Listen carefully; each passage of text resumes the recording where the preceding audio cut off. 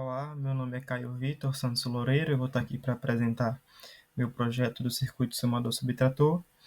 E primeiro eu vou apresentar como ele funciona, como deve ser usado.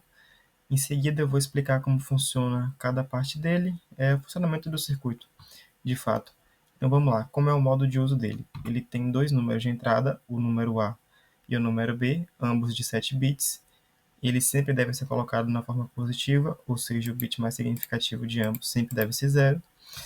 E o sinal deles é controlado por um bit de sinal, controle de sinal. Quem vai controlar o sinal de A é o bit D. Quando D for igual a zero, o A é positivo. Quando D for igual a 1, o A é negativo. E para o número B, quem vai controlar é o bit de sinal E. Quando o E for igual a zero, o B é positivo. Quando o E for igual a 1, o B é negativo. E para controlar a operação, eu tenho o bit C. O bit de controle de operação, quando C for zero, ele vai realizar a soma entre A e B. Quando C for igual a 1, ele vai realizar a subtração entre A e B. Aqui eu tenho um LED que indica o overflow, quando ele ocorrer, se ele ocorrer. E vamos lá, agora eu vou exemplificar. Aqui tem algumas operações que estavam na, na orientação do trabalho, né, no arquivo de orientação do trabalho. Eu retirei esses exemplos de lá, a gente vai fazer eles aqui para poder ver o circuito em funcionamento. Só observando, aqui está o display, que mostra o número A, o sinal do número A e o número A. Aqui representa o display da operação. Aqui o número B, sinal e número. E aqui o resultado final, sinal e número. Então vamos lá, a gente tem que fazer menos 1 mais A. Então, menos 1 mais A vai resultar em 9 positivo. Mais 1 menos A. Então a gente vai fazer mais 1 menos A tem que restar em menos 9. Lembrando que eu poderia fazer também menos mais A tem que restar na mesma coisa. Próximo, menos 2 menos B. Então, menos 2 menos B. B tem que restar em menos D. Da mesma forma, se eu fizer mais menos D, menos B, tem que resultar na mesma coisa. Próximo, mais 10 mais 2. Então, eu vou ter 10 positivo, que é o A, mais 2. Vai resultar em 12, mais 12, que é o C. Menos 1 menos menos 3, a gente vai ter menos 1 menos 3, tem que resultar em 2 positivo. Ok? Vou colocar uma situação aqui só para a gente ver o overflow. No caso, que daria overflow, LED acendendo. Quando ocorre o overflow, a gente não pode considerar, porque esse resultado aqui vai estar errado. E é isso. O funcionamento, o uso do circuito é esse. Agora eu vou explicar o funcionamento do circuito de fato, o que é que acontece. Então eu vou explicar primeiro aqui os LEDs e os números, como é que eles entram no circuito. O usuário vai colocar o número de 7 bits aqui, eu vou puxar através de um túnel o número A para um distribuidor, que vai distribuir separadamente cada bit. Esses bits vão entrar nesse circuito, que é o circuito de complemento de 2, através de outros túneis, o circuito do complemento de 2, e aí o complemento de 2 só vai ocorrer quando meu D for igual a 1, que significa que o número A é negativo, eu tenho que fazer o complemento de 2. Se o número D for zero, quer dizer que o A é positivo, então eu não preciso fazer o complemento. Ele simplesmente vai replicar na saída o que eu tenho na entrada. A gente vai ver isso melhor mais na frente. E aqui é o complemento de 2 de B. B eu puxei através de um túnel até esse distribuidor e ele vai fazer a mesma coisa. Vai separar cada bit. E é isso, funciona a mesma coisa, o complemento de 2 para o B, só que quem vai controlar é o E. Depois já os números em complemento, se necessário, ou não, né, vão entrar nesse circuito e ele vai fazer a soma ou a subtração. Quem vai controlar se é soma ou subtração é o bit C. Se o bit C for zero, ele vai fazer a soma entre A e B. Se o bit C for 1, ele vai fazer a subtração. Dentro desse circuito de soma e subtração, eu já fiz o circuito que faz o overflow. A gente vai verificar ele melhor lá na frente. E aqui na saída, a gente vai novamente fazer um complemento de 2, se necessário. Ele vai passar por um circuito de complemento de 2, onde o bit de controle, o sinal de controle, vai vindo mais significativo. E quando a gente tem um número, né, na forma de complemento de 2, a gente sabe que se ele for positivo, o bit mais significativo é 0. Então, se aqui for 0, ele simplesmente vai replicar o que tem na entrada e na saída, não vai fazer nada. Se aqui for 1, ele vai fazer o complemento de 2 do número, para a gente poder ver o número na forma positiva e apresentar no display. Os displays, eles foram feitos da seguinte forma. Aqui a gente tem os displays em hexadecimal, ele está ligado a um distribuidor, onde eu vou colocar os 4 bits menos significativos de A, nesse caso, e aí ele vai aparecer aqui, e os 3 bits mais significativos eu vou colocar no segundo display hexadecimal, para poder aparecer o número A em hexadecimal.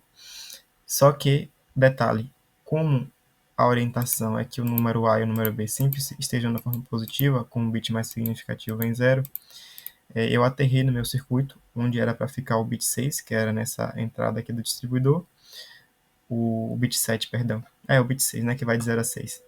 Eu aterrei porque mesmo se o usuário altere, não vai influenciar no mesmo circuito. Da mesma forma, eu fiz aqui no circuito do complemento de 2 e no display. E o B é feito da mesma forma e também está aterrado. Só não vai estar aterrado aqui na saída porque o o sétimo bit, ele é importante para a gente ver o resultado. Então os displays em hexadecimal foram feitos assim, e os displays de sinal foram feitos todos da mesma forma. Eu vou exemplificar com o sinal da operação. A gente já consegue observar que, independente de ser soma ou subtração, esse segmento sempre vai estar aceso. Então eu vou ligar o pino que acende ele ao C. Ao C não, perdão. Essa saída aqui, eu peguei uma porta O, na entrada eu coloquei o C e o C barrado, ou seja, sempre vai ser 1. Esse segmento, como a gente viu, sempre tem que estar aceso. Os outros só devem estar acesos para formar o sinal de positivo quando o C for 0. Então eu vou fazer um NOT C, ou seja, quando o C for 0, esse NOT C vai ser 1. E aí eu liguei nos pinos que acendem esses segmentos, esses respectivos segmentos, para poder formar o mais ao NOT C. Então quando o C for 0, ele vai acender os bits para formar o mais, os segmentos, perdão. E quando for 1, ele vai estar apagado, que é o sinal de negativo. É a mesma lógica, só vai mudar o sinal, né? Que aqui, ao invés de ter esse C1, a gente vai ter o D1 e o ND. O ND e o NE também. E o não sinal, que é para saída. Mas é basicamente essa lógica de funcionamento. Lembrando que para conseguir essa lógica, eu peguei, né, a informação de cada segmento, qual era cada pino que acendia cada respectivo segmento. Estão aqui as ligações feitas. Então vamos lá, vamos ver o que acontece no circuito de fato. A gente já viu que o número A e o número B chegam aqui, passam pelo complemento de 2 se necessário, depois passam pela soma ou subtração, e depois passam novamente por um complemento de 2 se necessário. Então vamos ver o que tem aqui dentro desse circuito complemento de 2. Dentro desse circuito, a gente vai ter isso aqui. A gente vai ter mais 2 subcircuitos. Eu separei assim, poderia ter sido feito junto, mas eu separei assim. Primeiro fazer um complemento de 1. Então, complemento de 1 nada mais é do que uma sequência de porta-choice para cada bit. Aqui vai ser o sinal de controle. Se for 1, quer dizer que é negativo. Quando é 1, ele vai mudar o que tem na entrada, né? Ele vai inverter. Se for 0, vai sair 1. E quando for 0, ele simplesmente vai replicar o que tem na entrada na saída. A gente faz o complemento de 1 e chega aqui, que é onde eu faço o complemento de 2.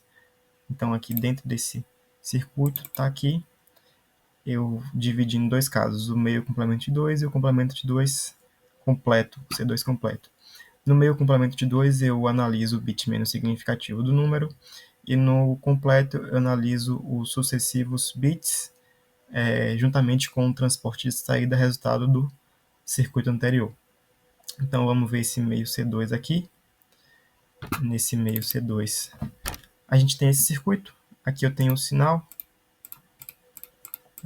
Então, quando o sinal for 0, ele simplesmente vai replicar na saída que tem na entrada. E o transporte de saída sempre vai ser 0. Agora, se for 1, ele tem que somar 1 com esse bit. Então, se for 0, vai fazer 0 mais 1, vai dar 1 que vai 0. E se for 1, vai somar com 1, que vai dar 0, que vai 1. Depois disso, ele vai entrar no C2 completo, que é o que a gente vai ver agora. O C2 completo está aqui. Aqui é o sinal de controle.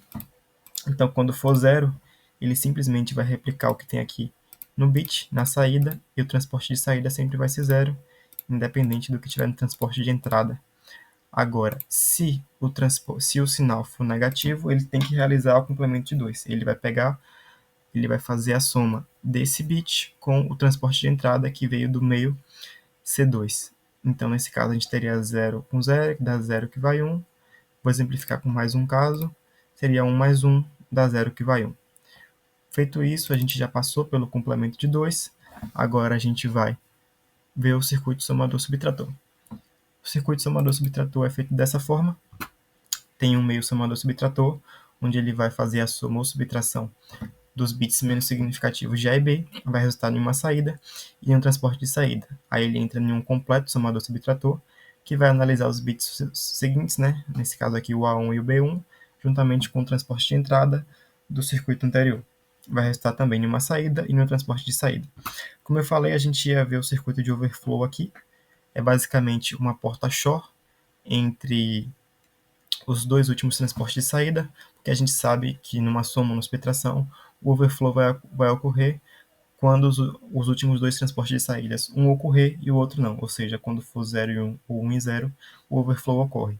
Se não ocorrer nenhum dos dois, não tem overflow, ou se ocorrerem os dois, também não tem overflow.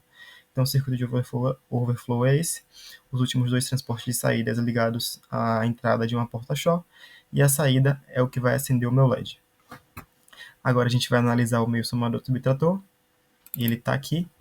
Ele é bem tranquilo. Eu tenho um bit A e o bit B, que são os menos significativos de A e de B. E tem um sinal de controle. Quando for 0, ele tem que fazer a soma entre A e B. Então, para exemplificar, vou fazer 1 mais 1, dá 0 que vai 1. Se for negativo, ele tem que fazer a subtração. Então, eu vou exemplificar aqui. 0 menos 1 dá 0 que vai 1. Ok? Então, a gente já saiu aqui do meio. A gente vai entrar no completo e assim por diante. E o completo funciona da seguinte maneira. Aqui vai ser para o transporte de saída e aqui vai ser para a saída, né, de fato. Então aqui eu vou ter meu controle. Quando o controle for 0, eu tenho que somar A com B com T. Então se eu fizer 1 mais 1, dá 1 que vai 1. E se for negativo, eu tenho que fazer a subtração de A com B e depois esse resultado com TR. Então, se eu fizer 1 menos 1 dá 0, e 0 menos 1 dá 1, que vai 1. Então, ok, basicamente esse é o funcionamento de cada parte do meu circuito, e o funcionamento geral vai resultar naquilo que a gente viu no começo. Lembrando que cada, cada circuito desse foi feito através de uma tabela verdade, depois extraída para um mapa de Carnot, cada expressão, colocada no mapa de Carnot, depois a gente extrai do mapa de Carnot simplificado, e se tiver como, a gente simplifica mais ainda e obtém cada um circuito desse. Então foi assim que foi feito o meu trabalho. Só concluindo, a gente viu que o número A e o número B vão passar por um complemento de 2 se necessário, faz a soma ou subtração a depender do sinal de operação, e o resultado vai passar novamente por um complemento de 2 se necessário. E aqui a gente vai ter o resultado final, que vai estar ligado a um display. Então, é esse o uso do meu circuito e o funcionamento dele.